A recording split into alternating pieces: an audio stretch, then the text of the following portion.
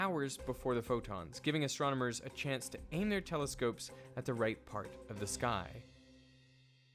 I actually used to work at a neutrino observatory back in college, and I would work the graveyard shift between midnight and 8 a.m. So if I detected a really big increase in the neutrino flux during my shift, it was my job to call and wake up scientists so they could go look out for a supernova. Now that never actually happened, but we did have some close calls. Now I need to clarify a couple things. First, not all really massive stars explode.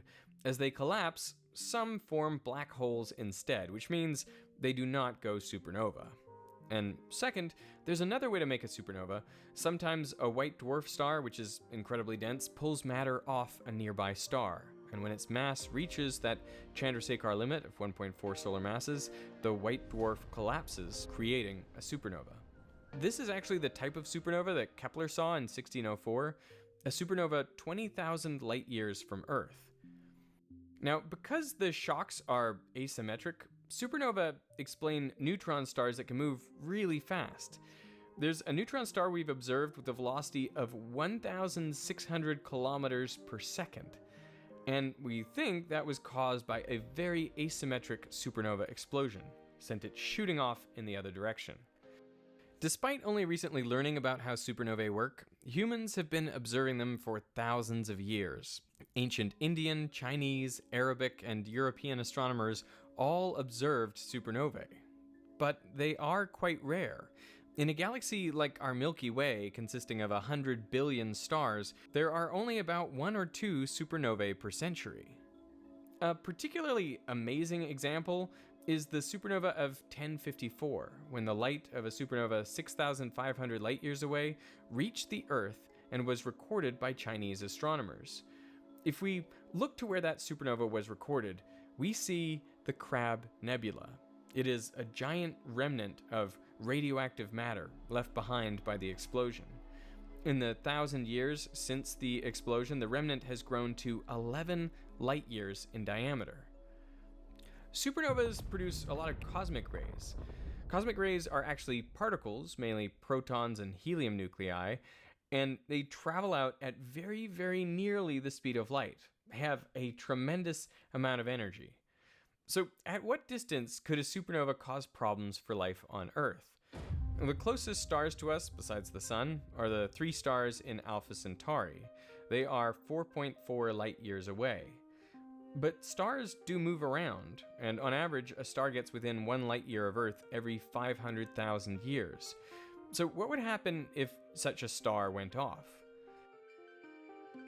Yeah, so within a light year, you're easily within a danger distance from just the kinetic energy. So I think even at that distance, you're looking at possibly blowing the atmosphere off.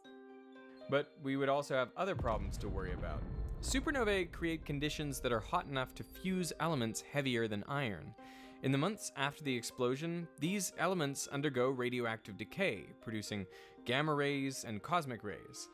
Less than 0.1% of the energy produced by a supernova is emitted as gamma rays from these radioactive decays, but even this tiny percentage can be dangerous. At a few light years from a supernova, the radiation could be deadly, though most of it would be blocked by our atmosphere. Now, the Earth is protected from solar and cosmic radiation by our atmosphere, and specifically by ozone molecules, 3 oxygen atoms bonded together. But high-energy cosmic rays from supernovae can come down and break apart nitrogen molecules in the atmosphere. And then these bond with oxygen atoms, which can then break apart ozone. And so we can lose a lot of our ozone if there's too many cosmic rays coming from supernova events, and that can expose us to all kinds of dangerous radiation coming in from space. We actually see an increase in atmospheric NO3 concentrations coinciding with supernova explosions. A supernova within 30 light years is rare, only happening maybe once every 1.5 billion years or so. But a recent article suggests supernovae could be lethal all the way out to 150 light years away, and so those would be much more common. We actually have evidence for a supernova that went off 150 light years from Earth 2.6 million years ago. it would have been seen by our early human ancestors like Australopithecus. And we know this because there are elements present on Earth that could only have been deposited by a recent supernova. In sedimentary rocks at the bottom of the Pacific Ocean, scientists have found traces of iron-60 in a layer that was deposited 2.6 million years ago. Iron-60 is an isotope of iron with 4 more neutrons than the most common type of iron. Iron-60 is really hard to make. Our sun doesn't make it, nor is it produced basically anywhere else in the solar system. Iron-60 is made basically exclusively in supernova explosions. And iron-60 is radioactive. It has a half-life of 2.6 million years. So every 2.6 million years, half of the sample decays into cobalt-60. So all of the iron-60 that was around during the formation of the Earth 4.5 billion years ago has definitely decayed. So the iron-60 that the scientists measure is proof of a recent supernova. Scientists also measured trace amounts of manganese-53 in the same sediments, giving further evidence supporting the idea that recently there was an explosion of a nearby supernova.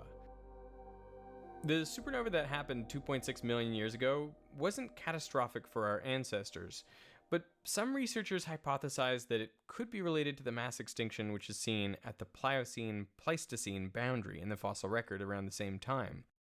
This extinction wiped out around a third of marine megafauna.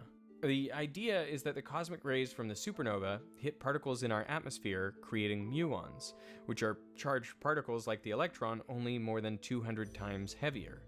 The muon flux for years after the supernova would have been 150 times higher than normal.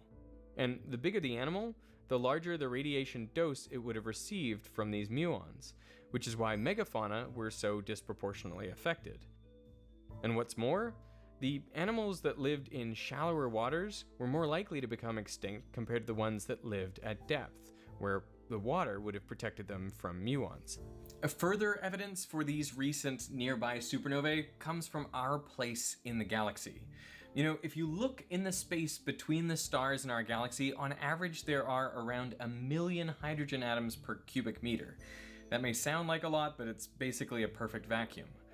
But for hundreds of light years in all directions around our solar system, you find there are 1,000 times fewer hydrogen atoms. It's like they've all been blown out somewhere, and our solar system is existing in this cosmic void inside a low density bubble. So that is evidence for maybe tens of supernovae that would have blown all this material outwards. But there are cosmic explosions that are even more deadly than normal supernovae: gamma-ray bursts. Gamma-ray bursts were discovered by the Vela satellites, which were looking for Soviet nuclear tests. But on the 2nd of July, 1967, the satellites detected a large burst of gamma rays which were coming from space. There are 2 main sources of gamma-ray bursts: mergers of neutron stars and the core collapses of gigantic stars called hypernovae. Hypernovae are caused by stars that are at least 30 solar masses and rapidly spinning. Their collapse leads to an explosion 10 times more powerful than a regular supernova, and it leaves behind a black hole. The gamma-ray bursts caused by hypernovae channel most of their energy into beams which are just a few degrees across. If there was a gamma-ray burst within 6,000 light years, it would decrease the ozone level enough that it could be catastrophic. To put this distance in context, a sphere with a radius of 6,000 light years contains hundreds of millions of stars. On October 9th, 2022, astronomers detected one of the most powerful gamma-ray bursts ever measured. It was powerful enough to measurably affect how the ionosphere bounces radio waves. The effect on the ionosphere was around the same as a solar flare. But this gamma-ray burst was located in a galaxy 2.5 billion light-years away. Astronomers speculate that a gamma-ray burst could have caused the late Ordovician mass extinction, which wiped out 85% of marine species 440 million years ago. There is no direct evidence, but gamma-ray bursts are common enough that it is estimated that there's been a 50% chance that there was an ozone-removing, extinction-causing GRB in the vicinity of Earth in the last 500 million years. So, if a supernova or a gamma ray burst were to go off near the Earth now, that would be pretty catastrophic. But in an ironic twist, we kind of owe our existence to these sorts of explosions. Because 4.6 billion years ago, it was probably the shockwave from a nearby supernova which triggered the collapse of a cloud of gas and dust that gradually coalesced to form our solar system. So the sun, the earth, and all of us wouldn't be here today without the explosions of nearby stars.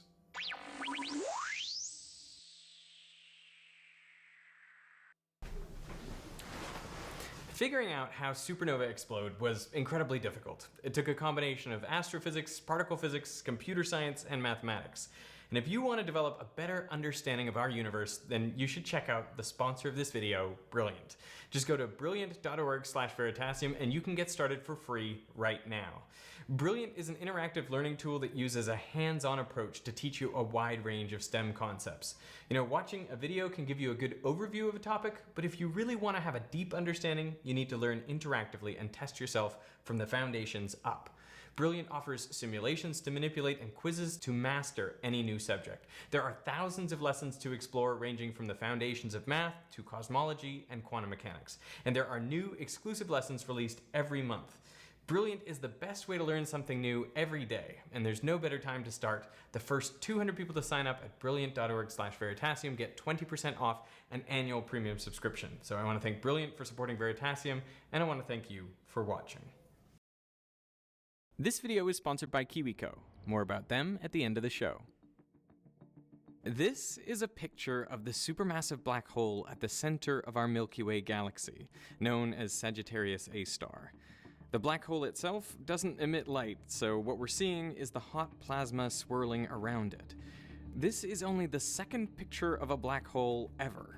It was taken by the Event Horizon Telescope collaboration, the same people who brought you this image of the supermassive black hole at the center of galaxy M87. Now, their original plan was to image Sagittarius A star first. Since it's in our own galaxy, it is 2,000 times closer than M87 star. But it's also over 1,000 times smaller. So from Earth, it appears only slightly larger than M87 star. And there are a number of additional challenges to observing it. First of all, there is a lot of dust and gas between us and the center of our galaxy, so you can't even see it with visible light. In this video from the European Southern Observatory, we zoom in on our galaxy's core. As we get closer and closer, at some point we have to switch over to infrared light, which can better penetrate the debris, allowing us to see it from Earth. Over the past 3 decades, we've been able to peer into the heart of the Milky Way and witness something truly amazing. A collection of stars zipping around on all kinds of eccentric orbits. They go incredibly fast. One of the stars was clocked going 24 million meters per second. That's 8% the speed of light. All these stars appear to be orbiting something incredibly massive and compact. But this object isn't glowing brightly like a star. If you watch closely, you can see it flicker now and then. This is what we believe to be a supermassive black hole. From the motion of the stars around it, we can infer that the black hole's mass is about 4 million times that of our sun, but all crammed down into a tiny point, the singularity. Anything, including light, that comes within a Schwarzschild radius of this point can't escape and ends up in the singularity. So for us to see any radiation from the black hole, it must come from further out than this, usually from superheated plasma as it falls in. But for its size, Sagittarius A star doesn't consume much matter. It's unusually quiet and dark. The supermassive black hole at the center of M87, in contrast, is much more active, gobbling up matter from its accretion disk. Plus, since it's over 1,000 times bigger, it takes 1,000 times longer for objects to orbit it.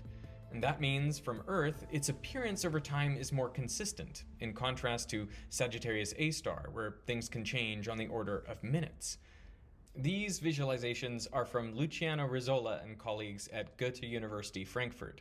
But the biggest challenge of all in making an image of either supermassive black hole is that these objects are so compact and so far from Earth, in the sky they appear very, very tiny. To get a sense of just how tiny, take the whole sky and divide it into 180 degrees. The Andromeda galaxy spans about 3 degrees. Then divide 1 degree into 60 arc minutes. And 1 arc minute into 60 arc seconds. Divide an arc second into 100. Into 100 again. And into 100 once more. And this is the size of the black holes on the sky. It's equivalent to taking a picture of a donut on the moon. Now, there is no optical telescope on Earth that could produce such an image. So in this video, I want to answer 2 questions. How did they do it? And what are we actually looking at? So starting with, how did they make these images of black holes? Well, the first thing to know is they weren't made with visible light. They were made using radio waves with a wavelength of 1.3 millimeters. So all the observations were taken by radio telescopes, which essentially look like huge satellite dishes. When a source emits radio waves, they travel out radially in all directions. But Earth is so far away that by the time they reach our planet, the wave fronts are almost completely flat and parallel. This is known as a plane wave. A radio telescope works by scanning back and forth across the sky. When it is pointed directly at a radio source, it produces a bright spot. That's because all the radio waves travel the same distance, bounce off the dish, and are received at the same time. So they are in phase, meaning peaks line up with peaks and troughs with troughs. They constructively interfere. As the telescope moves past the source, some of the radio waves now travel farther than others, and therefore they meet up out of phase, destructively interfere, and the intensity of the signal drops to 0. To make a sharp image, you want this drop-off to be as steep as possible. So the telescope produces peak intensity only when aimed directly at the source, and then the intensity drops rapidly when the dish is moved just a tiny bit in any direction. There are 2 ways of achieving this. One is to observe higher frequency radio waves. That way, any slight movement of the telescope represents a greater fraction of a wavelength. This causes destructive interference to occur sooner. The other way is to increase the diameter of the telescope. And this increases the difference in path length between radio waves on opposite sides of the telescope for a given angular adjustment. How narrowly a telescope can identify the source of radio waves is known as its angular resolution. You can think of it as the size of the spot on the sky that the telescope is sensitive to. It is proportional to wavelength and inversely proportional to the diameter of the telescope. The challenge with making a picture of a black hole is that you're trying to see the structure in a tiny area of the sky. Imagine scanning a radio telescope across the center of a black hole. You would want to see the bright spot as the telescope passes over the left edge, and then a dark spot, and then another bright spot as it passes the right edge. The problem is, for any individual radio telescope on Earth, the angular resolution is too large. So as it passes over the black hole, it would still be receiving radio waves from the left side as it begins receiving radio waves from the right side. The resolution isn't high enough to tell if there's a ring structure there, as we'd expect with a black hole, or if it's just a blob. Observing at shorter wavelengths isn't really an option, because that light is blocked either by our atmosphere or by the matter around the black hole. So if you want to improve resolution, the only way you can do it is by increasing the diameter of the telescope. But if you actually do the calculation, you find that the telescope you'd need would have to be the size of the Earth in order to see the ring of a black hole, which is obviously impossible. But there is a way to do something that's almost as good. You don't need a complete dish the size of the Earth, just pieces of it, individual radio telescopes that are separated by distances up to the Earth's diameter. As long as you can properly combine the signals from all these distant telescopes, you get the constructive and destructive interference required to achieve the same angular resolution as an Earth-sized dish. This technique is called very long baseline interferometry. So the Event Horizon Telescope is not just one telescope, but a global network of radio observatories. All these telescopes observe Sagittarius A star at the same time. Unlike a single telescope, you can't bounce all the radio waves to a central receiver and add them up in real time. So instead, each telescope records the signal at its location and the exact time down to the femtosecond. Petabytes of data are generated. But now that data needs to be brought together. And the fastest way to do it was actually to carry hard drives as hand luggage to centralized locations. Now, think about the data we've got. Electrical signals and precise timings from a number of radio telescopes around the world. But none of those radio telescopes has enough angular resolution to see the ring of the black hole. So how do you combine that data and get finer detail than any of the inputs? Well, there is additional information in the relative distances between these telescopes and in the time delays between when a wavefront hits one telescope relative to the others. Imagine combining the signals from two distant telescopes. Let's say they both received the same wave at the same time, so those waves were coming in phase. Well, then the source must have been located directly between them. The radio waves would have traveled the same distance to each telescope to arrive at the same time. Except with just two telescopes, that only narrows it down to a line in the sky that is equidistant from both telescopes. The source could have been anywhere on that line. And it's actually worse than that. It's possible that the source could be exactly one wavelength closer to one of the telescopes, and that way the radio waves would still arrive perfectly in phase. Or the difference could be 2 or 3 or 4 wavelengths, but you get the point. So from one pair of telescopes, the information we get about the source is actually a series of bright and dark fringes. Telescopes that are close together produce wide fringes, while those that are far apart produce narrow fringes. So to make an image, you need pairs of telescopes at all different orientations and different distances apart. Each pair makes a different interference pattern. And then by combining all these patterns, we get an image of the black hole which created them.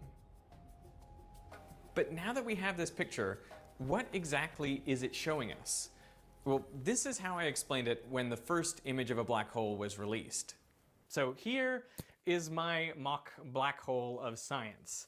And this sphere represents the event horizon. Once you're inside here, there is no coming back, not even for light. The radius of the event horizon is known as the Schwarzschild radius. Now, if we were just to look at a black hole with nothing around it, we would not be able to make an image like this because, well, it would just absorb all electromagnetic radiation that falls on it. But the black hole that they're looking at has matter around it in an accretion disk. In this accretion disk, there is dust and gas swirling around here very chaotically. It's incredibly hot. We're talking millions of degrees, and it's going really fast, a significant fraction of the speed of light. And it's this matter that the black hole feeds off and gets bigger and bigger over time. But you'll notice that the accretion disk does not extend all the way into the event horizon. Why is that? Well, that's because there is an innermost stable circular orbit. And for matter around a non-spinning black hole, that orbit is at 3 Schwarzschild radii. Now, in all likelihood, the black hole at the center of our galaxy will be spinning, but for simplicity, I'm just considering the non-spinning case. You can see my video on spinning black holes if you want to find out more about that. So this is the innermost orbit for matter going around the black hole. If it goes inside this orbit, it very quickly goes into the center of the black hole and we never hear from it again. But there is something that can orbit closer to the black hole, and that is light. Because light has no mass, it can actually orbit at 1.5 Schwarzschild radii. Now here I'm representing it with a ring, but really this could be in any orientation. So it's a sphere of photon orbits. And if you were standing there, of course you could never go there, but if you could look forward and actually see the back of your head because the photons could go around and complete that orbit.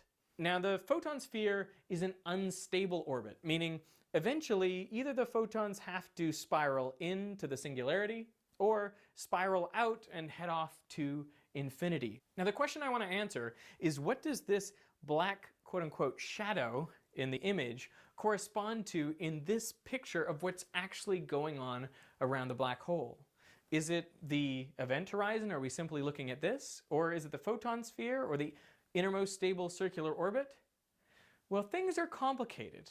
And the reason is this black hole warps space-time around it, which changes the path of light rays. So they don't just go in straight lines like we normally imagine that they do. I mean, they are going in straight lines, but space-time's curved, so yeah, they go in curves. So the best way to think of this is maybe to imagine parallel light rays coming in from the observer and striking this geometry here. Of course, if the parallel light rays cross the event horizon, we'll never see them again, so they're gone. That will definitely be a dark region.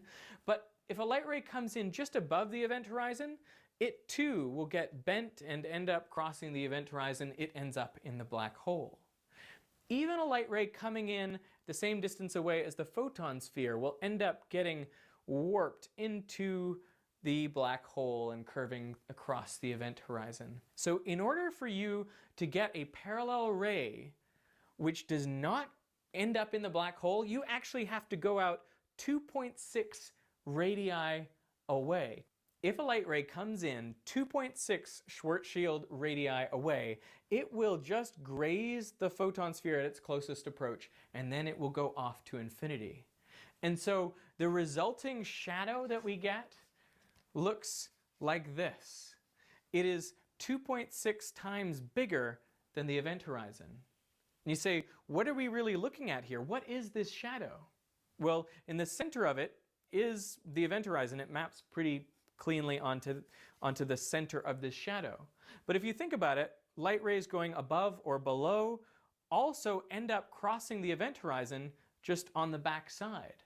So in fact, what we get is the whole back side of the event horizon mapped onto a ring on this shadow. So looking from our one point in space at the black hole, we actually get to see the entirety of the black hole's event horizon. I mean, maybe it's silly to talk about seeing it because it's completely black, but that really is where the points would map to on this shadow. It gets weirder than that. Because the light can come in and go around the back and say get absorbed in the front, you get another image of the entire horizon next to that, and another annular ring, and then another one after that, and another one after that, and you get basically infinite images of the event horizon as you approach the edge of this shadow. So what is the first light that we can see? It is those light rays that come in at just such an angle that they graze the photon sphere and then end up at our telescopes.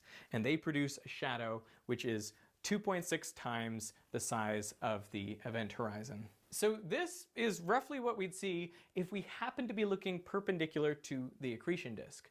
But more likely, we will be looking at some sort of random angle to the accretion disk. We may be even looking edge on. And in that case, do we see this shadow of the black hole? You might think that we wouldn't. But the truth is, because of the way the black hole warps space-time and bends light rays, we actually see the back of the accretion disk.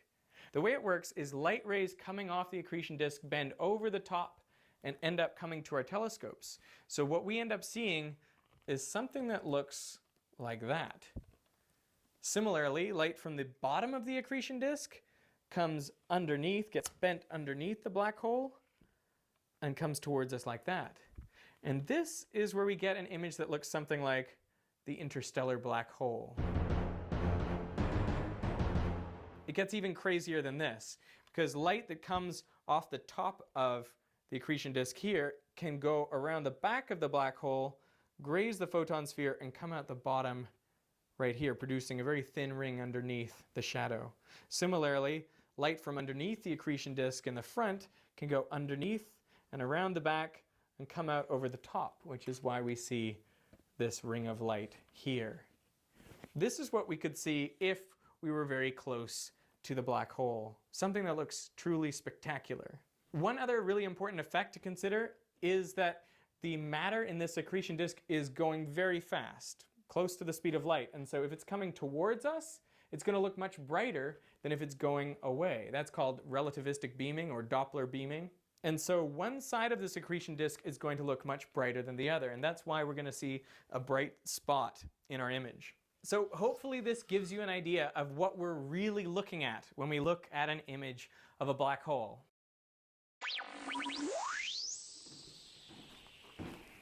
Hey, this video is sponsored by KiwiCo, creator of awesome hands-on projects for kids. You know, I've used KiwiCo with my own kids for years. They have 9 different subscription lines targeted at different age groups all the way down to newborns.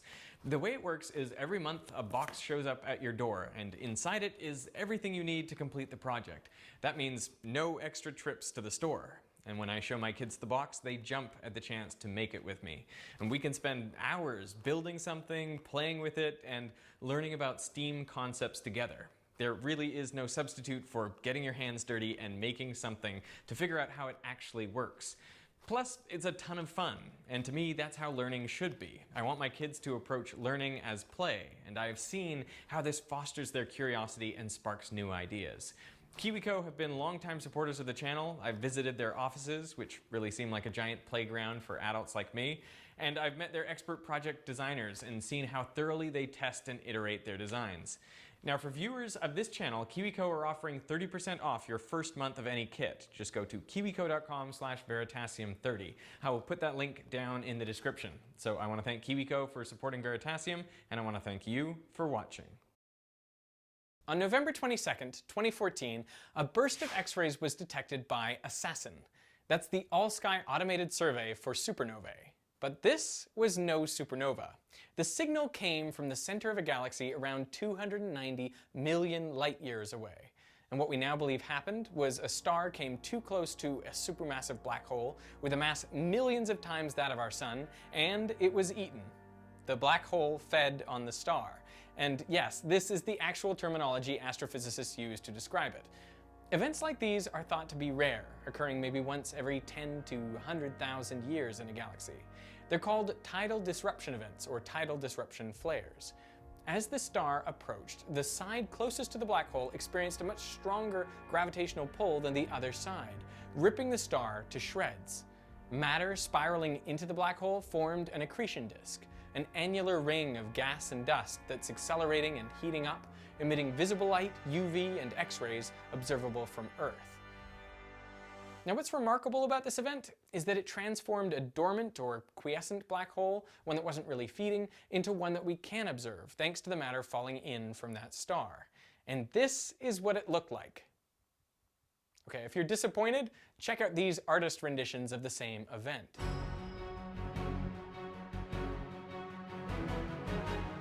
But if you're cynical, you might say, well, how do we know that's what really happened?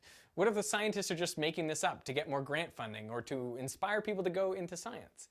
Well, I'll explain how we know this is actually what went down.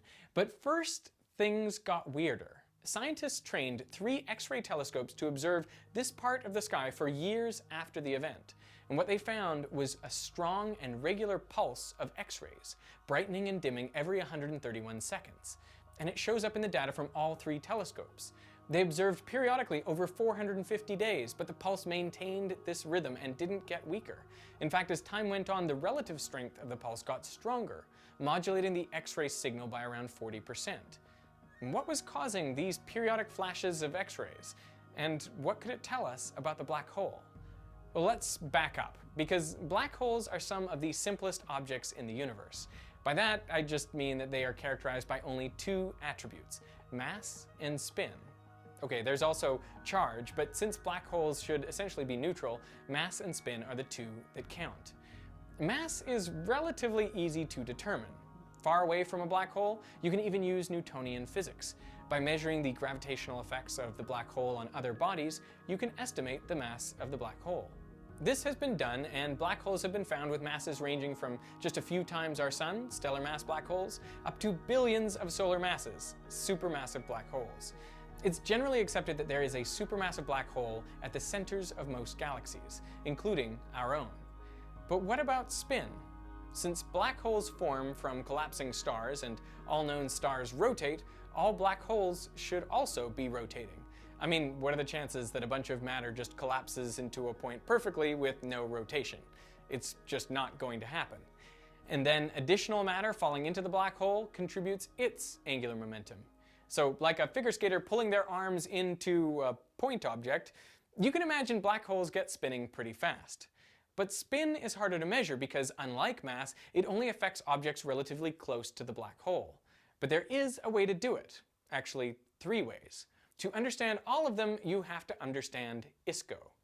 In Newtonian physics, around a compact mass, you can place an object in a circular orbit at any radius, and it will be stable. It doesn't matter how close you get. This is not the case according to general relativity. Here, there is an innermost stable circular orbit, with a radius known as r ISCO. Closer than this, and no orbits are stable, they all fall into the black hole. So when you're looking at a black hole that is feeding, the innermost edge of the accretion disk is at r ISCO. What's useful for our purposes is that r ISCO depends on the spin of the black hole. The faster it's spinning, the smaller r ISCO becomes, assuming it's spinning in the same direction as the matter in the accretion disk. The rotation enables particles to orbit closer to the black hole than they'd be able to for a non-spinning black hole. So you can kind of think of it as though the spin is supporting the particles against the relentless pull of gravity. Now, spin is normally discussed in terms of a dimensionless parameter that ranges from 0, no spin, to 1, maximum spin. Though I guess you could also have spins down to -1 if the black hole is spinning in the opposite direction from the accretion disk. Now, as spin increases, r ISCO decreases by a factor of 6, shrinking down to the size of the event horizon. And this sets what many scientists think is the maximum spin a black hole can have. Because if the minimum stable orbit were the size of the event horizon, then light could escape from the black hole, allowing us to see into the singularity. This is called a naked singularity, and it makes a lot of scientists uncomfortable. As yet, there isn't a strong theoretical reason why a black hole can't exceed this maximum spin. It's just that we haven't seen one, and the thought of an exposed singularity just kind of feels wrong. Most suspect the maximum real-world spin parameter is around 0.998. So how can you use r ISCO to measure the spin of a black hole? Well, first, let's think about how we measure the size of anything far away from us in deep space, like the radius of a star. Most stars are so far away that they're simply point objects in our telescopes. So how can you figure out their radii? Well, first, look at the spectrum of their light, and by seeing how redshifted absorption lines are, you can determine how far away the star is. The spectrum also tells you the temperature of the star, because it should approximate a black-body curve. And now the power radiated per unit area of the star is strongly dependent on its temperature. So if you know how bright the star appears from Earth, how far away it is, and how much power it's radiating per unit area, well, then you can work out its area and hence its radius. You can actually do something very similar for a black hole's accretion disk. Just instead of estimating the radius of a glowing sphere, you're estimating the radius of the dark circle r ISCO in the middle of the glowing accretion disk. Then you can use r ISCO to find the spin parameter. This has been done for a number of black holes, revealing spin parameters from around 0.1 up to close to the maximum. But this method only works if the radiation from the black hole is dominated by black-body radiation from the accretion disk, which often it's not. Another approach involves looking at X-rays emitted by iron around a black hole. Some black holes show a distinct iron emission line, but instead of the single frequency you'd expect, the line is broadened by factors like the Doppler shift due to the high velocity of the iron in the accretion disk, and gravitational redshift due to the extreme gravitational fields close to the black hole. By looking at the low energy limit of the iron emission line, you can determine how close to the black hole it was emitted, and hence r ISCO. But what if there is no bright iron emission line? Well, luckily there is a third way, and that is to look for periodic oscillations in the data, like the repeated X-rays observed every 131 seconds. The thinking is these cycles must be caused by clumps of matter orbiting the black hole. And at frequencies that high, they must be orbiting very close in, probably near r ISCO. Even that close, they'd be going half the speed of light. But what kind of clumps or objects would these be? Well, the study's authors argue the best candidate involves an unlikely scenario. Years before the tidal disruption event, they proposed there was a white dwarf star in orbit around this black hole. Now, it might be stable orbiting in this way for perhaps 100 or 200 years. By itself, it wouldn't be visible from Earth. But then the other star wandered by and was ripped apart in the tidal disruption event. Its mass fell in toward the black hole, forming an accretion disk. With the addition of this stellar debris, the white dwarf was cloaked in glowing matter, creating an X-ray hotspot orbiting the black hole, and its period would directly relate to the spin of the black hole.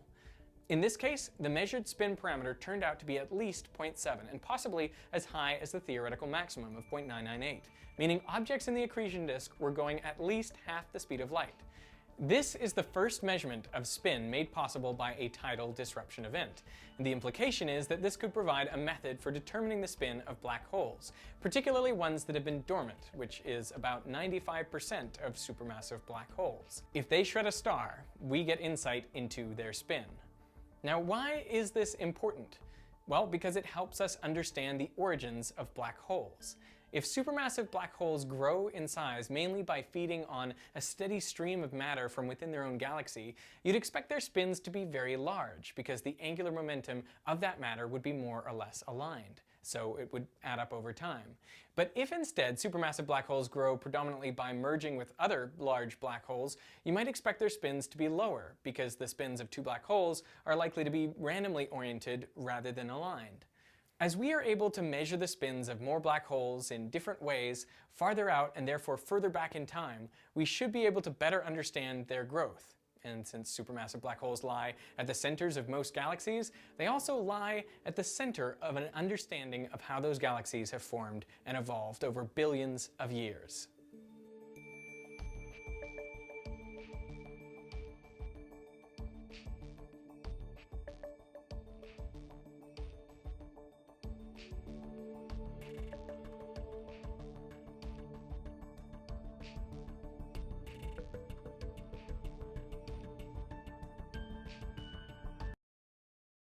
This video was sponsored by Fast Hosts, who are offering UK viewers the chance to win a £5,000 tech bundle if you can answer my techie test question later in the show. On May 1st, 2015, a group of scientists predicted that the following November, we would see a star go supernova billions of light years away in a spiral galaxy designated SP1149. This was the first time anyone had ever tried to predict a supernova. And for good reason. They are incredibly rare and unpredictable. For a star larger than 8 times the mass of our sun, a supernova marks the end of its life cycle. Running out of fuel in its core, the star collapses in on itself, and then in the ensuing crush of matter, it violently explodes. A supernova can be as bright as a whole galaxy, and importantly, the light emitted follows a predictable pattern. It glows brightly for weeks, and then fades down over a period of months. But supernovae are rare. In any galaxy of 100 billion stars or so, you can expect on average only 2 per century. So just try picking the star that's going to explode. Now we can say how long a given star will live based on its mass, luminosity, and color temperature. These data pinpoint its stage of life in a predictable life cycle. But the estimate of exactly when a large star will go supernova has big error bars. Take the red supergiant Betelgeuse, for example, in our own Milky Way galaxy. It is a great candidate to go supernova. Scientists think Betelgeuse will explode any day now in the next few 100,000 years. When it does, it'll be so bright you can see it in the daytime. And it will rival the full moon's brightness at night. Compared to the lifespan of a star, 100,000 years is a brief window of time, but for us short-lived humans, it may as well be forever. So you might think it would have been a tough sell when the scientists who predicted we'd see a supernova in November 2015 asked for time on the Hubble Space Telescope to take pictures of galaxy SP1149. But their request was granted.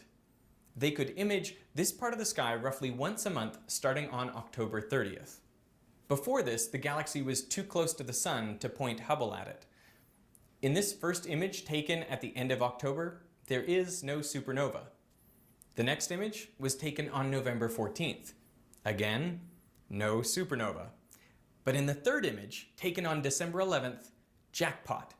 There's a supernova right where they predicted it would be and almost exactly when they said it would happen. So how did they manage to predict a supernova almost to the month? Well, the truth is they had seen this same exact supernova before. Not once, not twice, but 4 additional times. A year earlier and 5 months before the predictions, Hubble took this image. See those 4 bright dots? Those are multiple images of that same supernova. The reason we see the same supernova in 4 different locations is because there is a lens between us and the exploding star. Not a lens made of glass, of course, but a gravitational lens, made of a huge amount of ordinary matter and dark matter. Gravitational lensing tends to magnify distant sources and increase their apparent brightness as rays of light become concentrated. This smears the image of distant galaxies into arcs, strands, and all kinds of weird shapes. And of course, to some distant observer in another galaxy, the light from our own sun and Milky Way galaxy may be similarly warped. In gravitational lensing, there are 3 essential components: the source, the lens, and the telescope.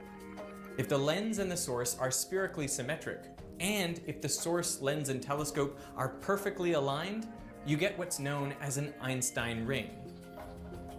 The light from the source is bent around the lens equally in all directions, leading to the image of a smeared out ring. If the source and the lens are spherically symmetric but are not perfectly aligned, then what we end up seeing is a break in the Einstein ring. It splits into 2 semicircles. And if the source, lens, and telescope are aligned, but the lens is not axially symmetric, for example, it could have an elliptical shape, well, then you get 4 images in the shape of a cross, an Einstein cross. So what happened with our supernova is 9.3 billion years ago, a dying star in a galaxy far, far away went out with a bang as a supernova. The explosion sent out a blast of light in all directions. About 5 billion years ago, before the Earth even existed, that light encountered a very massive object that warped space-time. It was a cluster of galaxies called MACS J1149.5 plus 2223. Yeah, I know that's a mouthful, but the name just tells us where in the sky it was discovered by the Massive Cluster Survey. This galaxy cluster is made up of lots of massive substructures, like individual galaxies and halos of dark matter. At some point, as the light traveled through this region, it encountered an elliptical galaxy almost perfectly lined up with where the Earth would eventually be. And the gravitational deflection focused light rays that were initially diverging onto paths that converged at the Earth. This is why we saw the same supernova in 4 different locations. Not only did the supernova appear at 4 different places, the images also appeared at different times. Relative to the first image, the others were delayed by periods ranging from 5 days to over 3 weeks. And we could measure this time delay because of the distinctive light curve of the supernova. Some of the images of the explosion were further along in their light curve than others. This was a particularly lucky discovery. It's the first time a multiply lensed supernova has ever been observed. There are other objects that, due to gravitational lensing, appear multiple times on the sky, like multiple images of galaxies, but these objects don't change predictably with time, so there's no way to use their images to work out the relative time delay between them. Now, one reason for the time delay between the supernova images is because the 4 paths the light took were different lengths, so it just took the light longer to travel further. But there is another reason, which is that light passing through curved spacetime appears to travel more slowly relative to an external observer. This is much less intuitive, but it's a well-established and well-tested part of general relativity. Back in 1964, Erwin Shapiro suggested it would be possible to test this gravitational time delay by sending radar signals to Venus and measuring how long it takes for the echo to come back. He calculated that, due to the gravitational influence of the sun, the signals would take an extra 200 microseconds when Venus was on the other side of the sun compared to when it was close to us. This is solely a gravitational time delay, not related to the extra distance the light has to travel. And within a couple years, experimental data revealed the gravitational time delay for light traveling past the sun was exactly as predicted. Today, in order to accurately determine the distance to the Voyager and Pioneer spacecraft, this Shapiro time delay must be taken into account. Now I want you to have a look at the 4 supernova images again. Do you notice how the same galaxy appears 3 times in this image? That is the supernova's host galaxy. It is itself lensed by the massive galaxy cluster MACS J1149.5 plus 2223. In fact, this cluster lenses tens of galaxies.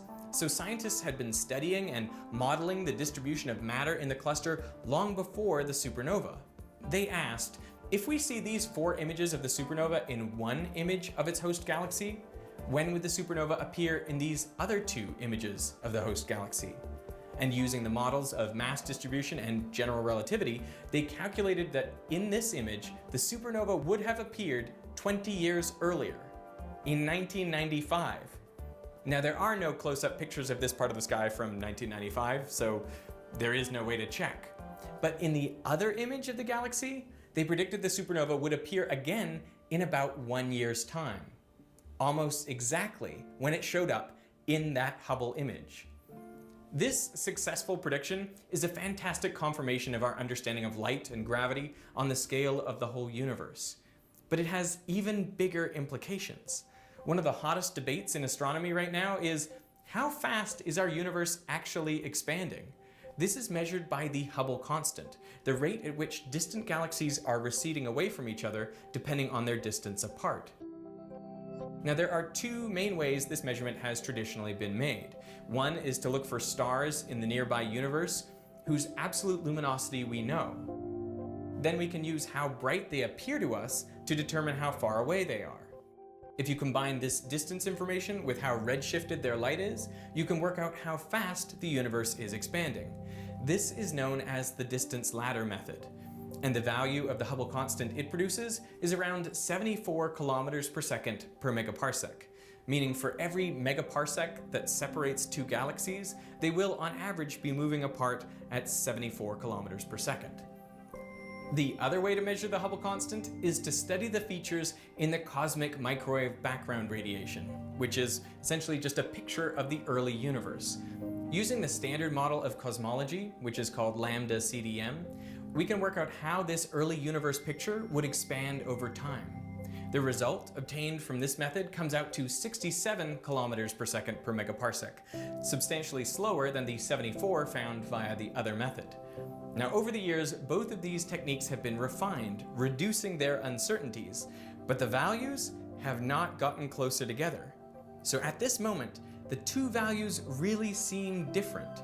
They are on the cusp of being a 5 sigma result.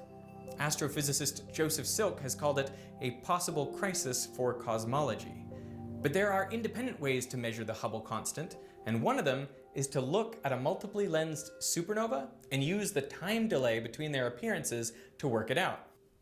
This was first proposed by a Norwegian astronomer, Sir Refsdal, in 1964.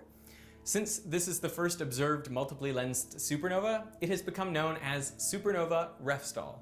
Calculations of the Hubble constant from this data yield a value of 64 kilometers per second per megaparsec.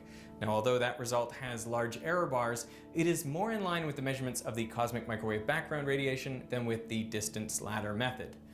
The thing I keep thinking about is how strange space is. I mean, I used to think of it essentially like glass, fundamentally transparent with some foggy regions or some slight distortions. But here we have space warping light on multiple curved trajectories, making the same event appear in 6 different places on the sky, separated by days, weeks, a year, and 20 years. And what is contained in those distortions is information about the workings of our entire universe. Hey, this video is sponsored by Fast Hosts, who are offering UK viewers the chance to win a £5,000 tech bundle, including your dream PC setup, if you can answer my techie test question. Now, Fast Hosts provides a wide range of web hosting products. If you're in the UK and you're looking to start a podcast or a blog or a business, you're gonna need a website, and Fast Hosts have got you covered. They offer easy registration for a huge range of domain names with powerful management features included. Plus, They have a website builder with drag and drop templates. You can create a custom mobile optimized website with no coding required. Get up to 3 months free, and if you're not satisfied in the first 30 days, you can cancel without paying a penny. Now, on to my techie test question. Which famous scientist criticized Newtonian gravity by saying that gravity should be innate, inherent, and essential to matter, so that one body may act upon another at a distance through a vacuum without the mediation of anything else, is to me so great an absurdity that I believe no man who has in philosophical matters a competent faculty of thinking can ever fall into it. If you know the answer, who said that, and you live in the UK, click the link below for your chance to win the Ultimate Tech Bundle. I want to thank Fast Hosts for sponsoring this video, and I want to thank you for watching. I am at a gold mine a couple hours outside of Melbourne because 1 kilometer underground, they are putting in a detector to look for dark matter. Let's go. It's gonna take 30 minutes to go down a kilometer underground. Dark matter is thought to make up 85% of all the matter in existence. It could form a shadow universe 5 times more massive than everything we can see. Over the past several decades, over 50 experiments have tried to make a direct detection of dark matter, but none of them has found anything, except one.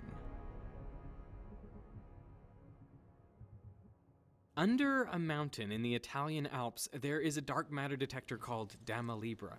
It's been collecting data for around 20 years, and every year it sees the same peculiar results. The rate of detections increases to a peak in June, and then decreases to a minimum in November. Some scientists think this could be the first direct evidence of dark matter. But why would dark matter create a periodic annual signal? Well, this is our galaxy, or at least what it looks like with visible light. Astronomers suspect it is surrounded and permeated by a huge sphere of dark matter, invisible particles that are zipping around all in random directions. According to most theories, dark matter doesn't interact with anything, including itself, except through gravity. We think there should be 5 times as much dark matter as there is ordinary matter.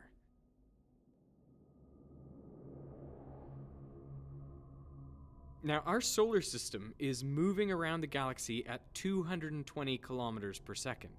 That means we're also moving through dark matter at this rate.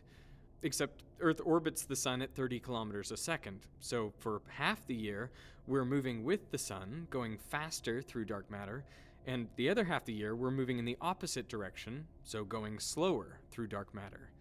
And the idea is we encounter more dark matter when we're moving through it fastest, which happens to be in June, and less of it when we're moving slowest, which happens in November. The actual geometry is a little more complicated. The solar system is tilted at 60 degrees relative to the plane of the galaxy, but the idea still works. So the signal observed at Dama Libra may be due to this motion through dark matter. Or it might not be due to dark matter at all. It could just be something mundane, like the temperature, humidity, moisture in the soil, the snow on the mountain, or the number of tourists in Italy. All of these things fluctuate with a period of 1 year. And that is why they're going to build an almost identical experiment in the southern hemisphere, down the bottom of this gold mine outside of Melbourne.